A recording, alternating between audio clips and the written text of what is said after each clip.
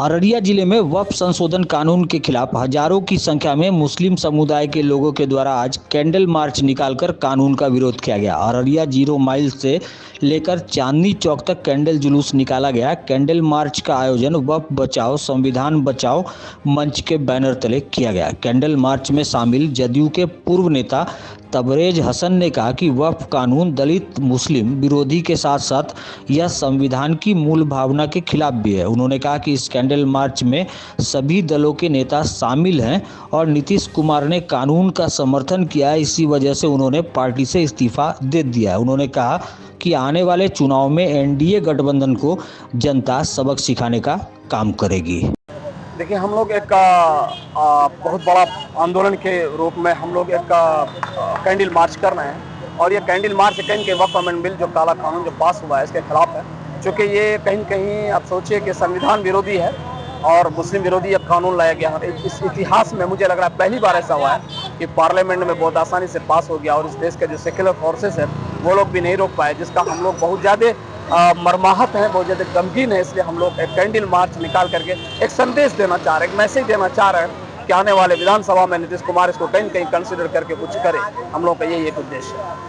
आज आपको इस पार्टी का कौन कौन लोगों का समर्थन मिल रहा है? मोटा मोटी यहाँ पे तमाम पार्टियों का समर्थन है, तमाम राजद का भी है, कांग्रेस का भी है, MIM का भी है, जन स्वराज का भी है और भी जो सेकुलर फोर्सेस है मोटा मोटी सही पार्टियों का समर्थन है। मतलब ये जो है आज जो आप लोग का जो विरोध मार्च निकाला जा रहा है कैंडल के द्वारा, तो मतलब ये शांति व्यवस्था को लेकर पुलिस प्रोटेक्शन से जो आप लोग को सारा चीज वो मिल चुका है? जी, हम लोग आवेदन भी दे चुके हैं और परमिशन भी ले चुके हैं और हम लोगों का बिल्कुल उद्देश्य क्लियर है। जो आंदोलन बड़ा है, सब कुछ बड़ा है। हम लोग बहुत शांतिपूर्ण तरीके से हम लोगों ने बड़ा आंदोलन दिल्ली में किया है। होम मिनिस्टर का भी घर घेरा है तो बड़ा शांतिपूर्ण तरीके से पुलिस के 2 लाठी खा लिए हैं, लेकिन बर्दाश्त करके हम लोग आंदोलन का एक संदेश जो देना था दिए।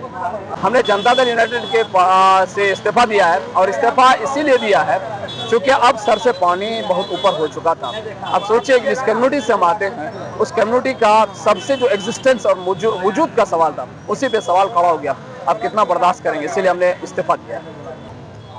फिर से तीसरा काला कानून NRC CA, उसके बाद 3 तलाक, फिर से एक काला कानून।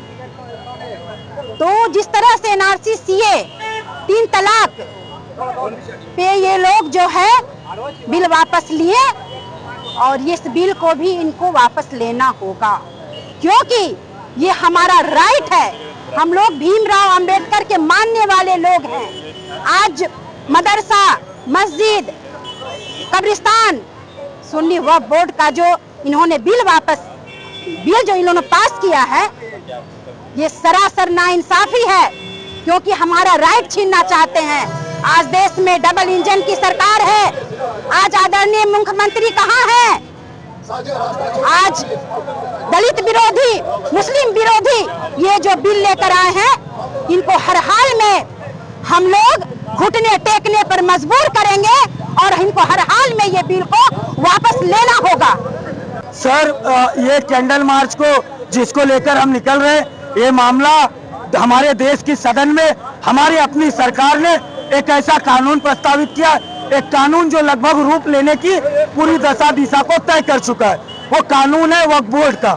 हम ये जानना चाहते हैं, हम सिर्फ ये समझने की कोशिश करेंगे वो ऐसा कौन सा कानून जो जिनके लिए बनाया जा रहा है, जिस वक्फ के लिए लड़ाई लड़ने का काम करे।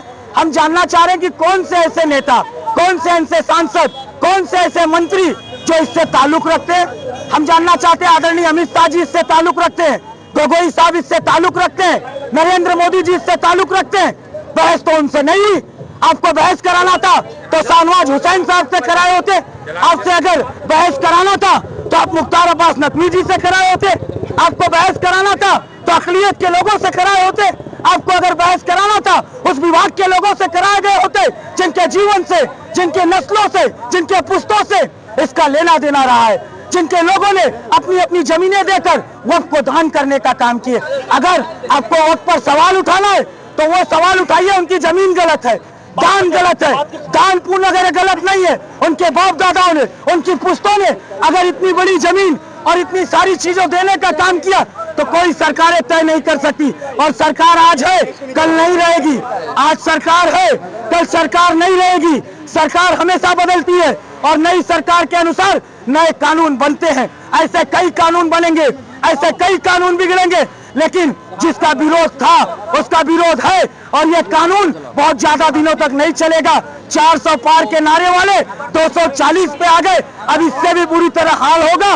लेकिन ये कानून संविधान के अनुसार होना चाहिए और जो नवा बदलाव होगा उसमें उनसे बहस कीजिए, आप इकरा हसन से बहस कीजिए, आप इमरान प्रतापगढ़ी से